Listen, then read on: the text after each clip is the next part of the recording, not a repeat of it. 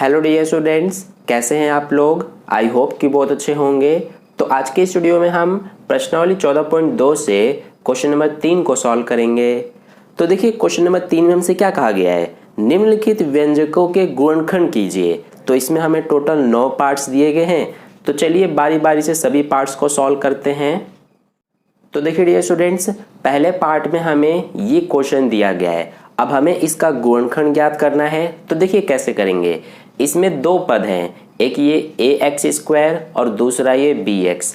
तो इसका गुणनखंड ज्ञात करने के लिए सबसे पहले हम ये देखेंगे कि इन दोनों में से हम क्या कॉमन ले सकते हैं, यानी कि क्या दोनों में एक जैसा है वो हम कॉमन लेंगे। तो देखिए इसमें x² है, इसमें x है, यानी कि x दोनों में है, इसीलिए x हम कॉमन ले लेंगे, यानी कि x को बाहर लेंगे। अब जो कॉमन नहीं आ सकता है उसको हम ब्रैकेट के अंदर लिखते हैं। तो देखिए इस ax² में से हमने x सिर्फ बाहर लिया है, तो यहाँ पर क्या बचेगा, a और x बचेगा। देखिए x² हमारा कैसे बनता है, अगर हम x और x का गुणा करते हैं तभी x² बनता है। तो इसीलिए एक x हमारा कॉमन आ गया, इसीलिए एक x बचा हुआ है तो ये हमने लिखा, और a बचा हुआ है तो ये भी लिख दिया। इसी तरह से प्लस में bx में से हमने x को तो कॉमन ले लिया, तो यहाँ पर क्या बचा, सिर्फ b बचा। ठीक है, तो ये हो गया हमारा गुणनखंड, यानी कि यही आंसर है। तो इस तरह से फर्स्ट पार्ट हो गया। अब चलिए सेकंड पार्ट करते हैं। तो देखिए डियर स्टूडेंट्स, सेकंड पार्ट में हमें ये क्वेश्चन दिया हुआ है। अब इसमें भी हम देखेंगे कि क्या हम इन दोनों में से कॉमन ले सकते हैं, यानी कि क्या दोनों में एक जैसा है। तो देखिए इसमें 7p² है, इसमें 21q² है। तो मैं देख रहा हूं कि दोनों में ही 7 है, इसीलिए 7 को हम कॉमन लेंगे। क्योंकि देखिए इस 21 को हम 7 गुना 3 लिख सकते हैं, तो ये हो गया, और 7 ये हमारा है, तो इसमें भी 7 है और इसमें भी 7 है, इसीलिए 7 को हमने कॉमन ले लिया। ठीक है, और कुछ भी दोनों में से कॉमन नहीं आ सकता है, इसीलिए बाकी सब जो बच गए उनको ब्रैकेट के अंदर लिखेंगे। तो इसका p² बच गया, प्लस में इस 21q² में से हमने 7 बाहर ले लिया, तो ये 3 बचा हुआ है, तो 3 को ब्रैकेट के अंदर लिखेंगे, और q² बचा हुआ है। ठीक है, तो ये हो गया हमारा आंसर, यानी कि यही गुणनखंड है सेकंड पार्ट का। अब चलिए थर्ड पार्ट करते हैं। तो देखिए डियर स्टूडेंट्स, थर्ड पार्ट में हमें ये क्वेश्चन दिया हुआ है और इसमें 3 पद हैं, एक ये और एक ये।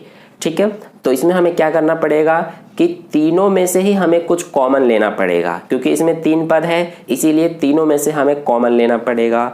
तो देखिए इस तीनों पदों में से हम क्या कॉमन ले सकते हैं। तो इसमें देखिए 2x का क्यूब है, इसमें 2xy² है और इसमें 2xz² है। तो मैं देख रहा हूं कि तीनों में ही 2x है, इसीलिए 2x को हम कॉमन ले लेंगे। ठीक है, अब देखिए यहाँ पर 2x का क्यूब था, x का क्यूब का मतलब क्या है कि x गुना x, तो इसीलिए एक x को तो हमने कॉमन ले लिया। अब 2x यहाँ पर बचे हुए हैं, यानी कि x गुना x, तो इसीलिए x² बचा हुआ है इसमें से, तो हमने x² को अंदर लिख दिया ब्रैकेट के। ठीक है, ऐसे ही प्लस में इसमें से हमने 2x को कॉमन ले लिया, तो इसमें क्या बचा, सिर्फ y² बचा। ऐसे ही इसमें से हमने 2x कॉमन ले लिया, तो क्या बचा, z² बचा। ठीक है, तो ये हो गया हमारा आंसर, यानी कि थर्ड पार्ट का सॉल्यूशन ये हो जाएगा हमारा। अब चलिए फोर्थ पार्ट करते हैं। तो देखिए डियर स्टूडेंट्स, फोर्थ पार्ट में हमें ये क्वेश्चन दिया हुआ है। अब ये क्वेश्चन आपको थोड़ा अलग देखने को मिलेगा, क्योंकि देखिए इसमें 4 पद हैं, 1 2 3 4, और इसके अलावा आप इसमें क्या देखेंगे कि इन चारों में से हम कुछ भी कॉमन नहीं ले सकते हैं। ठीक है, इसमें am² है, इसमें bm², इसमें bn² है और इसमें an², तो इसीलिए चारों में से हम कुछ कॉमन नहीं ले सकते हैं। तो जब इस तरह का सिचुएशन हो कि हम कुछ कॉमन ना ले सकें, तो ऐसे सिचुएशन में हम क्या करते हैं कि जो हमारे ये पद हैं इनके हम ग्रुपिंग कर देते हैं। ठीक है, यानी कि समूहन कर देते हैं। तो कैसे करते हैं हम, सबसे पहले जो ये शुरू के 2 पद हैं इनका हम एक जोड़ा बना देते हैं, और फिर लास्ट के जो ये 2 पद हैं इनका एक जोड़ा बना देते हैं। अब हमने ऐसा क्यों किया है, ताकि जो ये हमारा पहला जोड़ा है इसमें से हम सबसे पहले कॉमन लेंगे, ठीक है। फिर इसके बाद जो ये दूसरा जोड़ा है इसमें से कॉमन लेंगे। तो हम am स्क्वायर और bm स्क्वायर में से क्या कॉमन ले सकते हैं, तो मैं देख रहा हूं कि इसमें भी m स्क्वायर है, इसमें भी m स्क्वायर है, इसीलिए हम m स्क्वायर कॉमन ले सकते हैं, ठीक है। अब इसमें से m स्क्वायर कॉमन ले लिए तो यहाँ पर a बचा है, इसीलिए a को ब्रैकेट के अंदर लिखेंगे। प्लस में इसमें से भी हमने m स्क्वायर कॉमन ले लिया तो इसका b बचा है, तो b ब्रैकेट के अंदर लिखेंगे, ठीक है। अब इसी तरह से इसमें देखिए दूसरे वाले जोड़े में, तो इसमें से हम क्या कॉमन ले सकते हैं, तो मैं देख रहा हूं कि इसमें भी n स्क्वायर है और इसमें भी n स्क्वायर है, तो हम n स्क्वायर कॉमन ले सकते हैं प्लस का, ठीक है। अब इसमें से n स्क्वायर कॉमन ले लिया तो b बचा, प्लस में इसमें से n स्क्वायर कॉमन ले लिया तो a बचा। अब देखिए यहाँ तक आपको समझ में आ गया होगा।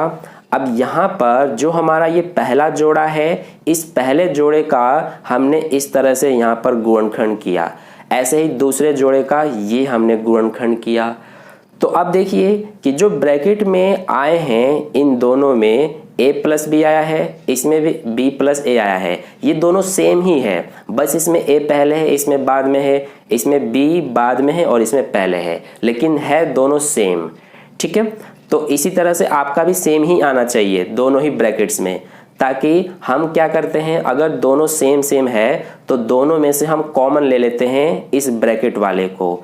तो इसीलिए दोनों में ही a प्लस बी है, तो इसीलिए हम a प्लस बी को कॉमन लेकर एक बार लिख देंगे। दोनों में से हमने कॉमन ले लिया a प्लस बी, ठीक है, इस बात का आपको ध्यान रखना है।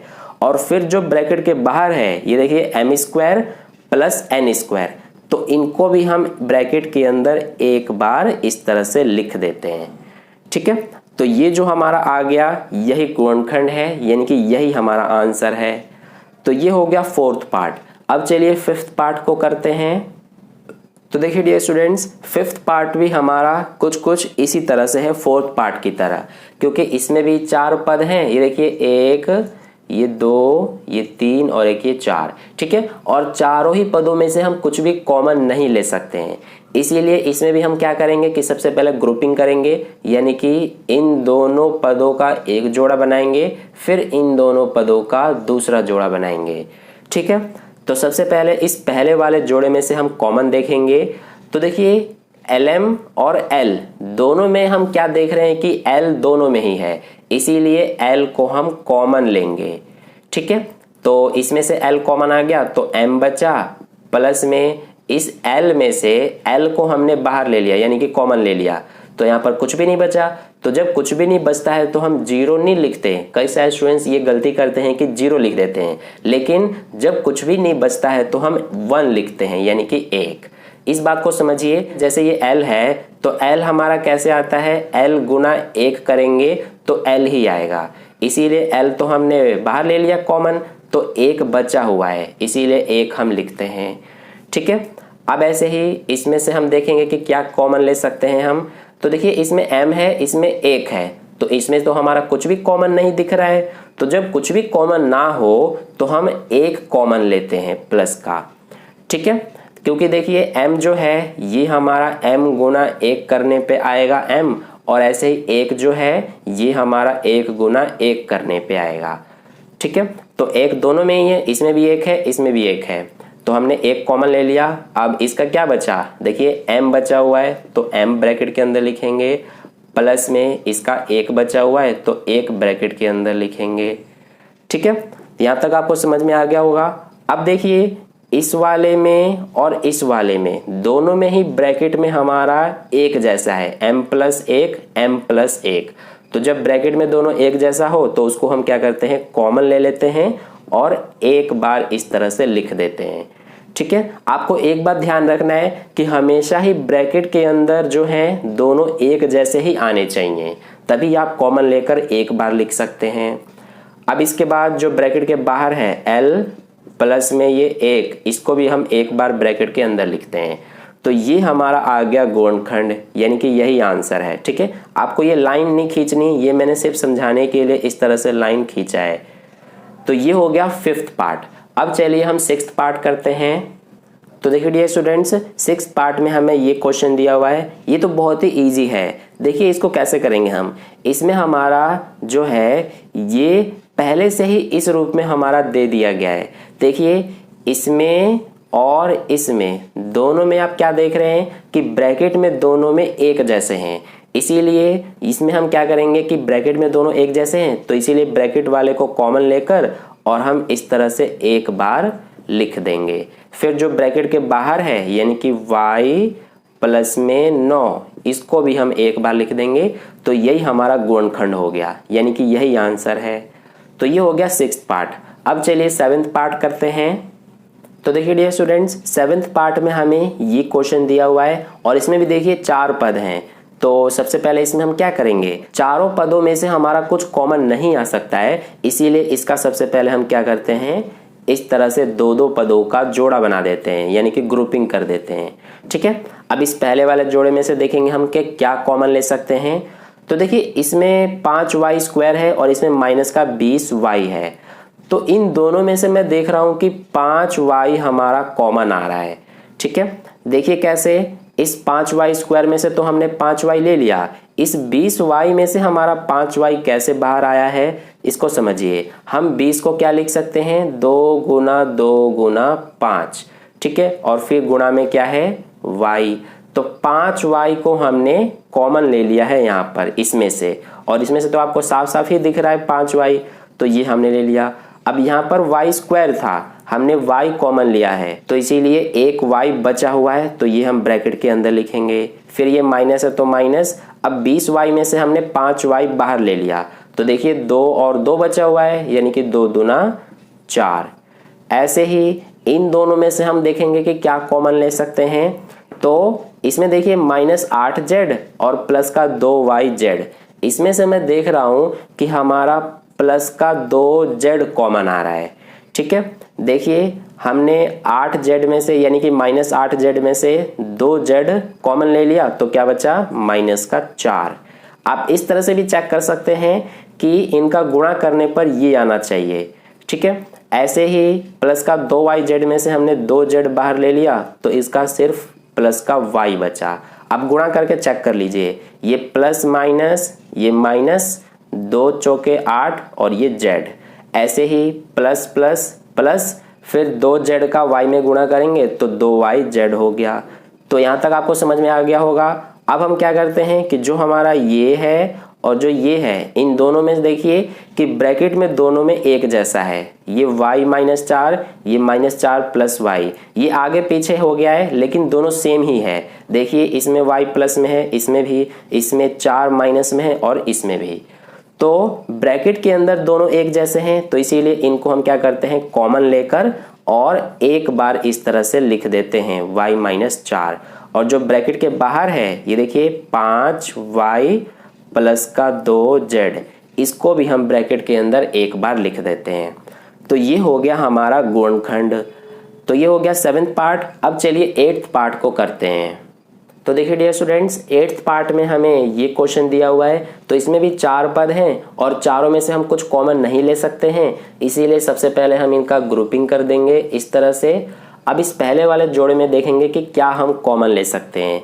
तो मैं देख रहा हूं कि दोनों में से हम 2a कॉमन ले सकते हैं। ठीक है, तो इसीलिए हमने 2a बाहर ले लिया, यानी कि कॉमन ले लिया। अब इसमें से 2a कॉमन आ गया, तो क्या बचा, 5b बचा हुआ है। आप गुणा करके चेक कर लीजिए, 2 पंजे 10, a और b, ab।